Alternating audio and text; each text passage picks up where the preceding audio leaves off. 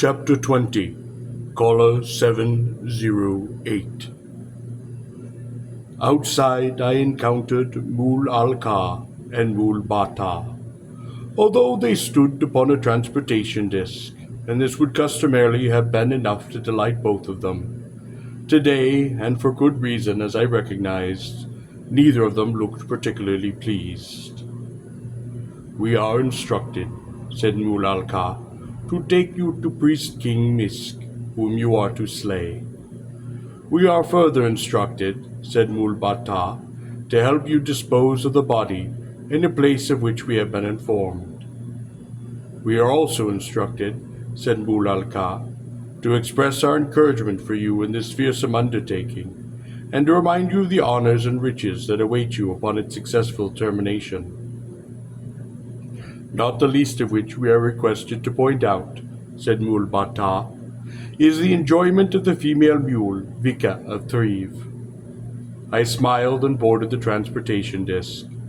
Mul Al-Ka and Mul Bata took up positions in front of me, but standing with their backs to me. It would have been easy to fling both of them from the disc. Mul Al-Ka stepped on the accelerator strips and guided the disc from the vicinity of Misk's portal and out into the broad, smooth thoroughfare of the tunnel. The disc flowed silently down the tunnel on its wide gaseous tread. The air of the tunnel moved against us, and the portals we passed slid behind in a soft blur. "It seems to me," I said, "you have well discharged your instructions." I clapped them on the shoulders. "Now tell me what you really wish." "I wish that we could, Tal Karbet," said Mul Al-Ka, "but undoubtedly it would be improper," said Mul Bata. "Ah," I said. We rode on for a while more.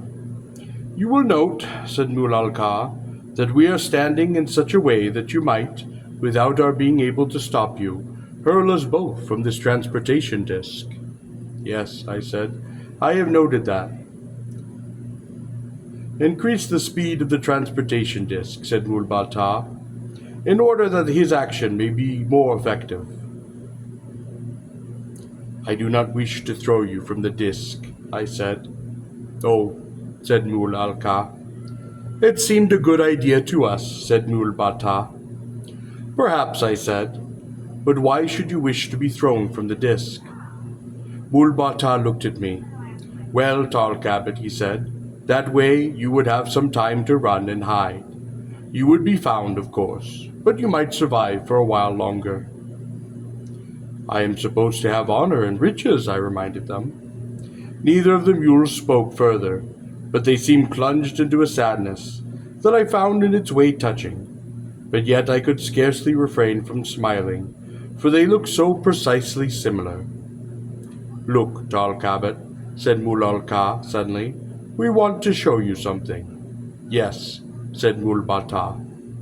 Mul Al-Ka swung the transportation disc suddenly down a side tunnel, and accelerating fiercely, flowed like sound down the tunnel for several portals, and then stepped off the accelerator strips, and as the disc slowed and stopped, brought it neatly to rest at a tall steel portal.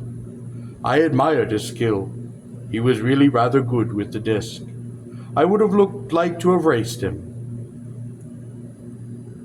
"What is it you wish to show me?" I asked. Mul Al-Ka and Mul Bata said nothing, but stepped for the transportation disc, and pressing the portal switch opened the steel portal. I followed them inside. "We have been instructed not to speak to you," said Mul Al-Ka. "Were you instructed to bring me here?" I asked. "No," said Mul Bata. "Then why have you brought me here?" "Because it seemed good for us to do so," said Mul Al-Ka.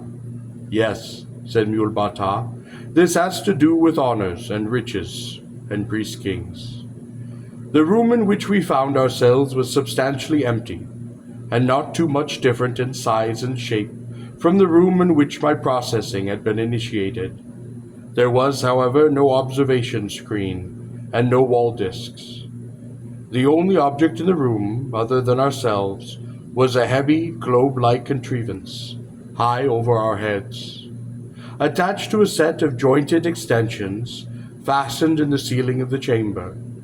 In the floor side of the globe-like contrivance, there was an adjustable opening, which was now of a diameter of perhaps 6 inches. Numerous wires extended from the globe along the metal extensions and onto a panel in the ceiling. Also, the globe itself bristled with various devices. Nodes, switches, coils, discs, and lights. Vaguely I sensed that I had heard of this thing somewhere before. In another chamber, I heard a girl cry out. My hand went to my sword. No, said Mulalka, placing his hand upon my wrist. Now I knew the purpose of the device of the room, why it was there, and what it did. But why had Mulalka and Mulbata brought me here?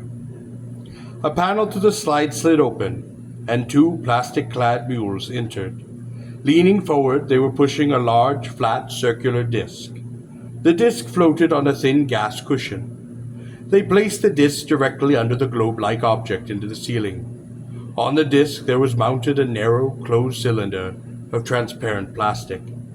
It was approximately 18 inches in diameter, and apparently constructed so that it might be opened along its vertical axis, although it was now securely locked.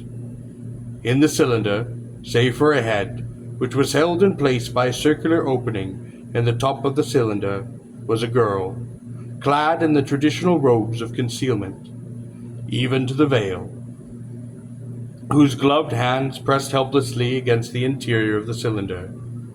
Her terrified eyes fell on Mulalka, Mulbata, and myself.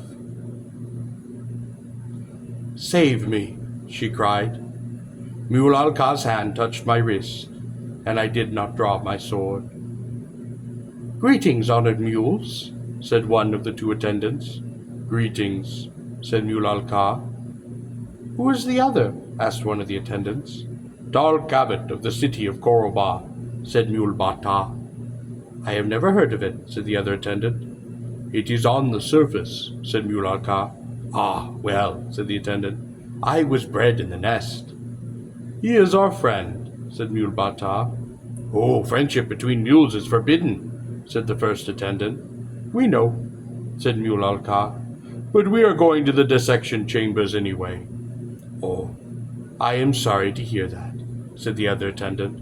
Yes, said Mulalka, we were sorry to hear it too. I gazed at my companions with amazement. On the other hand, said Mulbata, it is the wish of a priest king. Thus we also rejoice. Oh, of course, said the first attendant. What was your crime? Asked the second attendant. We do not know, said Mulalka.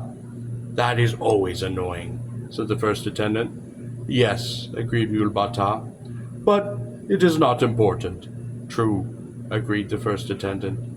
The attendant now busied themselves with their work. One of them climbed onto the disc beside the plastic cylinder.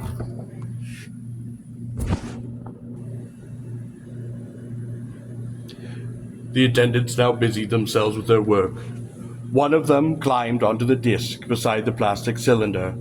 The other went to a panel at the side of the room, and by pushing certain buttons and turning a dial, began to lower the globe object down toward the girl's head.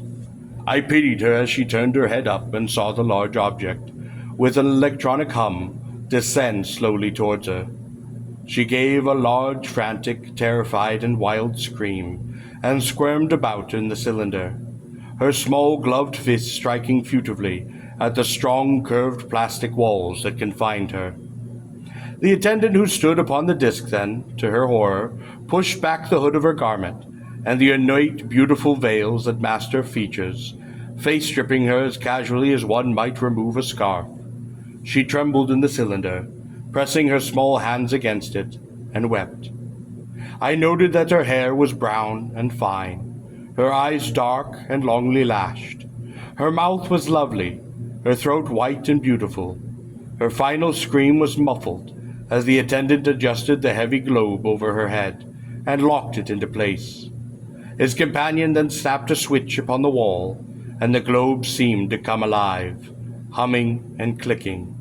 coils suddenly glowing, and tiny signal lights flashing on and off. I wondered if the girl knew that a plate of her brain traces was being prepared, which would be correlated with the sensors guarding the quarters of a chamber slave. While the globe did its work and held the girl's head in place, the attendant at the cylinder unlocked the 5 latches, which held it shut, and swung it open. Swiftly and efficiently he placed her wrists and retaining devices, mounted in the cylinder, and with a small curved knife removed her clothing, which he cast aside.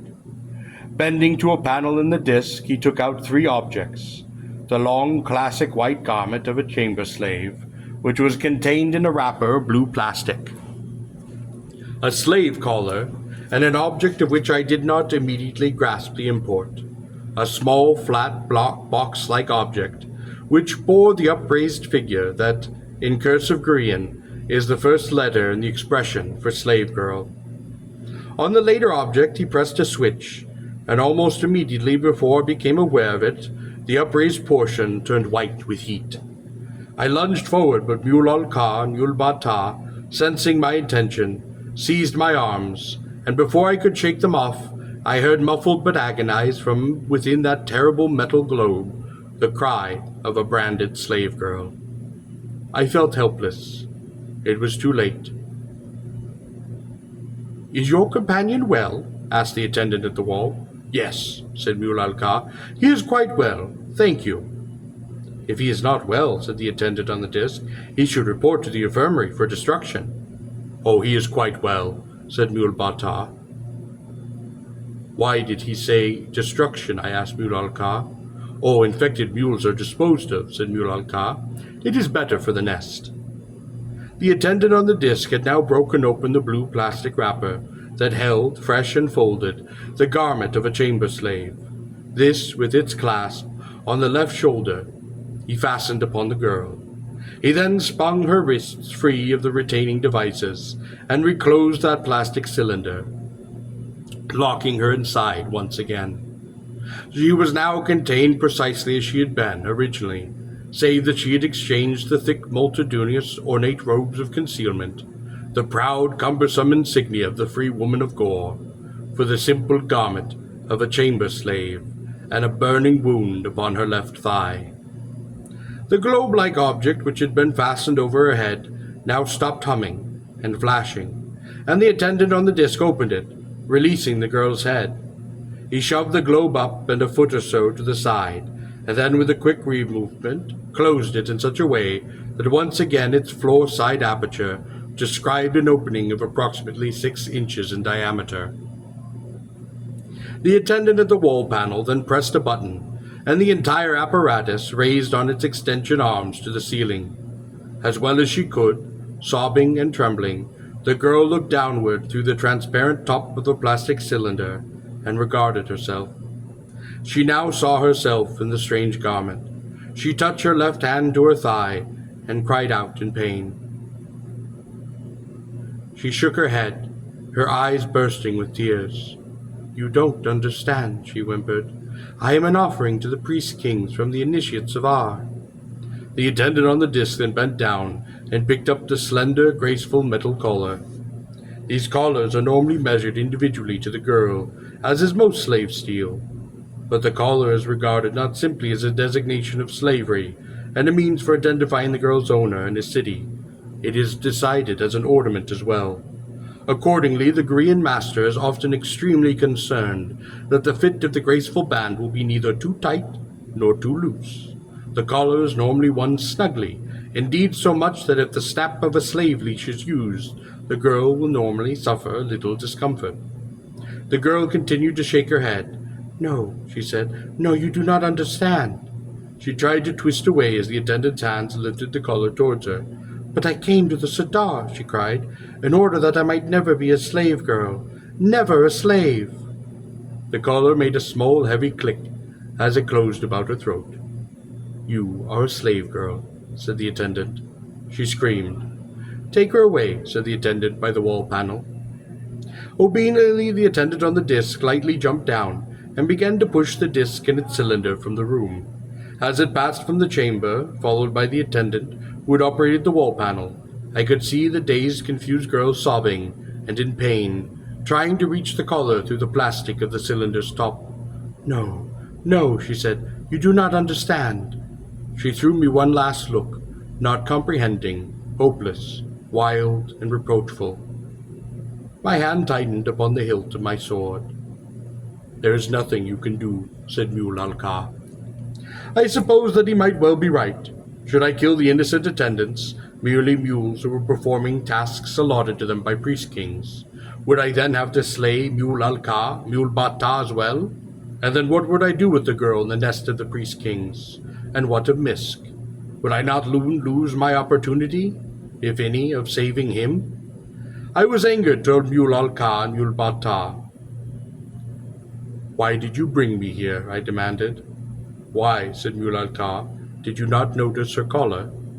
"It was a slave collar," I said, "but the engraving was large and very plain," he said.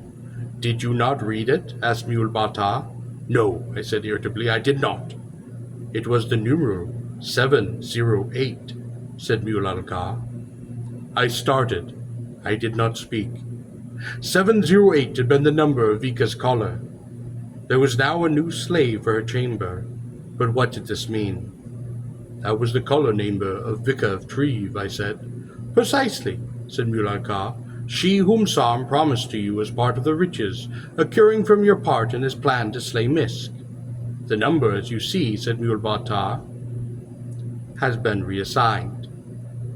"What does that mean?" I asked. "It means," said Mule Al-Ka, "that Vika of Treve no longer exists."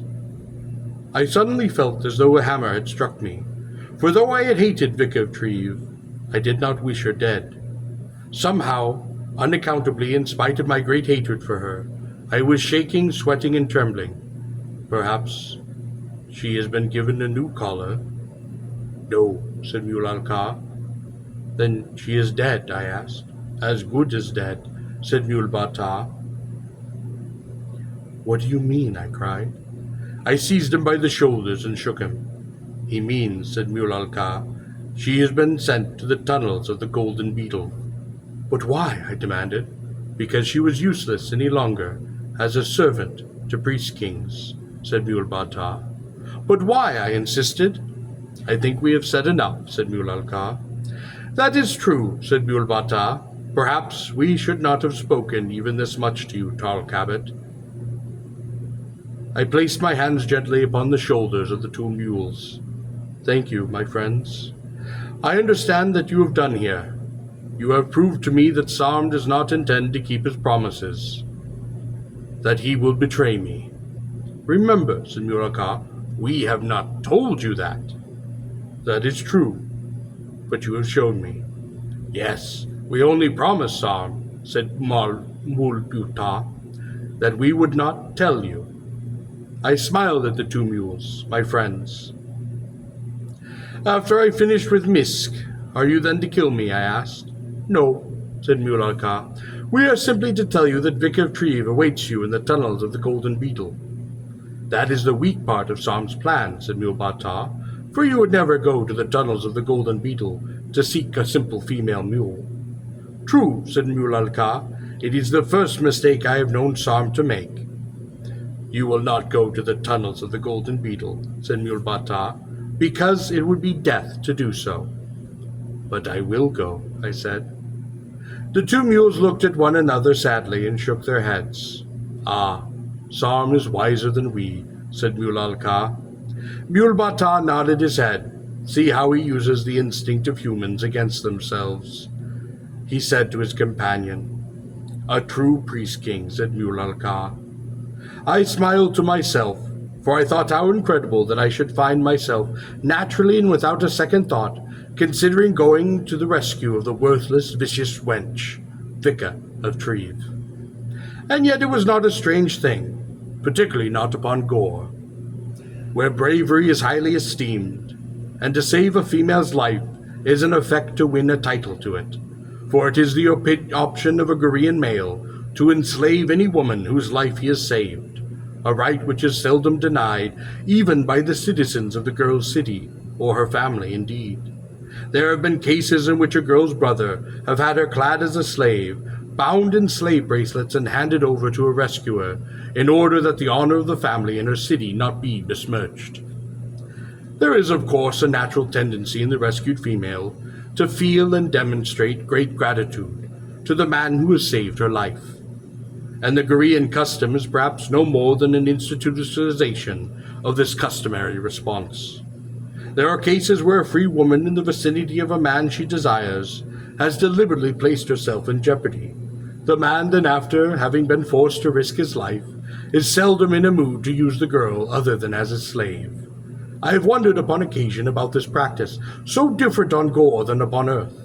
On my old world, when a woman is saved by a man, she may, I understand, with propriety, bestow upon him a grateful kiss, and perhaps, if we may believe the tales in these matters, consider him more seriously, because of his action, as a possible eventual companion in wedlock. One of these girls, if rescued on Gor, would probably be dumbfounded at what would happen to her. After her kiss of gratitude, which might last a good deal longer than she had anticipated, she would find herself forced to kneel and be collared, and then stripped, her wrists confined behind her back in slave bracelets. She would find herself led stumbling away upon a slave leash from the field of her champion's valor. Yes, undoubtedly, our Earth girls would find this most surprising. On the other hand, the Gorean attitude is that she would be dead were it not for his brave action, and thus it is his right, now that he has won her life, to make her live it for him, precisely as he pleases, which is usually, it most unfortunately noted, as his slave girl. For the privileges of a free companion are never bestowed lightly. Also, of course, a free companionship might be refused, in all Gorean right, by the girl, and thus a warrior can hardly be blamed, after risking his life, for not wanting to risk losing the precious prize which he has just, at great peril to himself, succeeded in winning. The Gorean man as a man, cheerfully and dutifully, attends to the rescuing of a female in distress. But as a Gorean, as a true Gorean, he feels perhaps justifiably, and being somewhat less or more romantic than ourselves, that he should have something more for his pains than a simple kiss of gratitude. And so, in typical Gorean fashion, he puts his chain on the wench, claiming both her and her body as his payment. "I thought you hated her," said Mul Alka. "I do," I said. "Is it human to act as you do?" inquired Mul Bata. "Yes," I said. "It is part of a man to protect a female of the human kind, regardless of who she may be." "Is it enough that she be merely a female of our kind?" asked Mul Bata. "Yes," I said. "Even a female mule?" asked Mul Alka. "Yes," I said. "Interesting," said Mul Bata. "Then we should accompany you, for we too wish to learn to be men." "No," I said. "You should not accompany me." "Ah," said Mul Alka bitterly. "You do not truly regard us yet as men." "I do," I said. "You have proved that by informing me of Sam's intention." "Then we may accompany you?" asked Mul Bata. "No," I said, "for I think you will be able to help me in other matters." "Oh, that would be most pleasant," said Mul Alka. "But we will not have much time," said Mul Bata. "That is true," said Mul Alka, "for we must soon report to the dissection chambers." The two mules looked understandably dejected. I thought about things for a moment or so, and then I shrugged and fixed on them both a look of what I hoped would be somewhat poignant disappointment. "If you may wish," I said, "but it is not really very human on your part." "No?" asked Mul Alka, perking up. "No?" asked Mul Bata, showing sudden instrument. "No," I said, "definitely not." "Are you sure?" inquired Mul Alka. "Truly sure," pressed Mul Bata. "I am positive," I said. "It is simply not human at all to just go off and report to dissection chambers." The two mules looked at me for a very long time, then at themselves, and then at me again, and then they seemed to reach a sort of accord. "Well then," said Mul Alka, "we shall not do so." "No," said Mul Bata rather firmly. "Good," I said. "What will you do now, Tarl Kabat?" asked Mul Alka. "Take me to Misk," I said.